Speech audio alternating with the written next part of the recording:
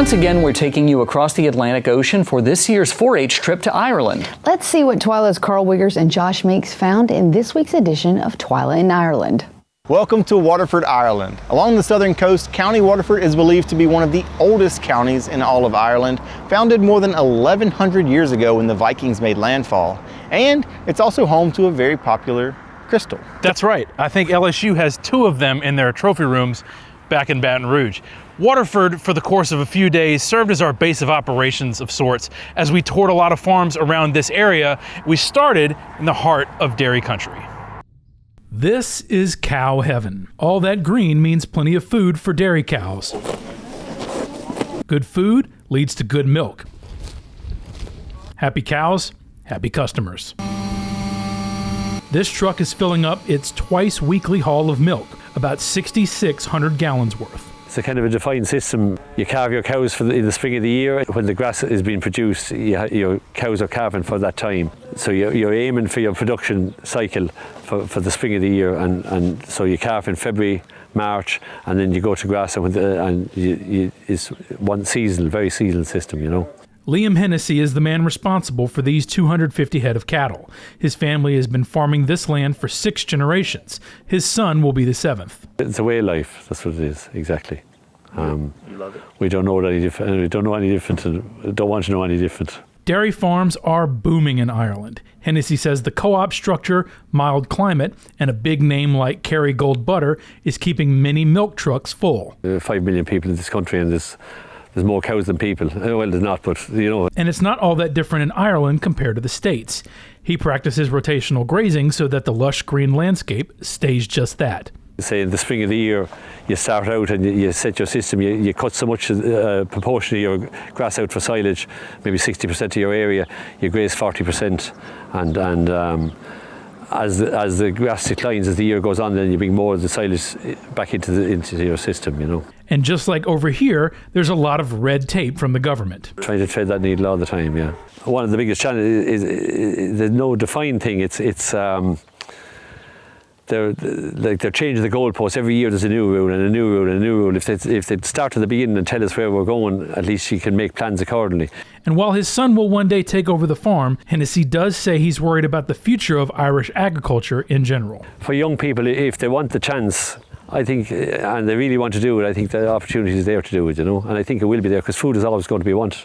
And if you do the thing right, I think you'll be rewarded in time, you know. You know, I'm pretty sure if you asked AI to generate a Irish dairy farm, that's what you would get. Yeah, I think so. Everything is just so picturesque. Farm to farm, every one of them looks just like a postcard. And as these kids found out, it tastes just as great. Before the food can hit the table, it must be grown in a field like this.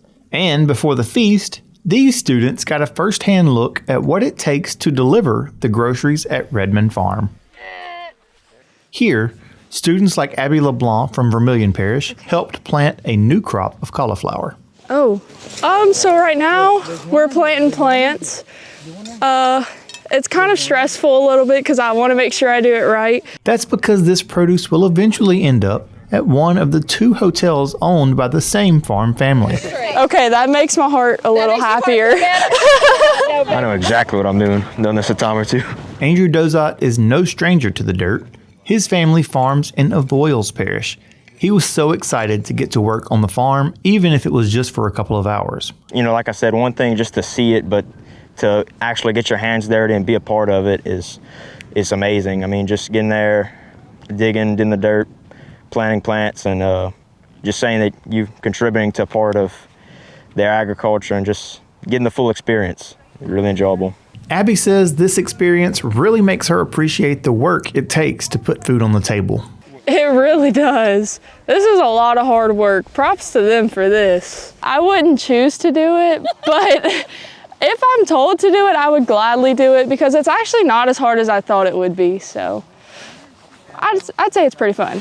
Andrea McCann is a horticulturist at Redmond Farm. She leads the group in the field in an experience that has a real impact down the road, both for the students and for whomever finds this food on their table.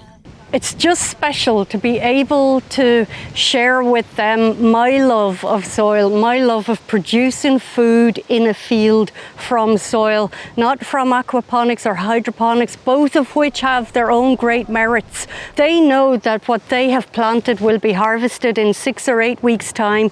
It'll be going into a hotel to go on a plate for somebody's wedding, somebody's christening dinner. They'll be responsible for producing that food. Both Abby and Andrew were amazed and grateful for such an incredible experience, even if it did mess up someone's back-to-school manicure. Sorry, Andrew, you can't do it. Yeah, manicure, I just got them done. They are filthy. It is crazy to think about. I mean, it's, you know, the opportunities through these great programs like 4-H is amazing.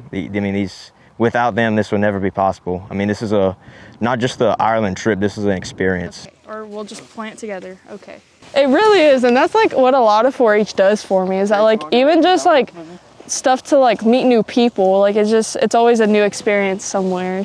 It was really great seeing these kids get down in the dirt, put their hands to it, and really experience agriculture here in Ireland, not just stand in a tour group and observe things, but really get hands-on. And that hands-on learning will continue next week as we travel to the west coast of Ireland and get to see a sheepdog demonstration and really learn about some new agriculture that maybe we don't see back at home.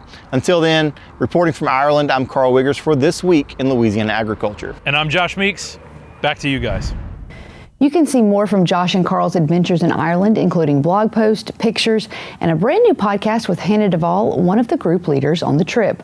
All of that is available on our website at twilatv.org.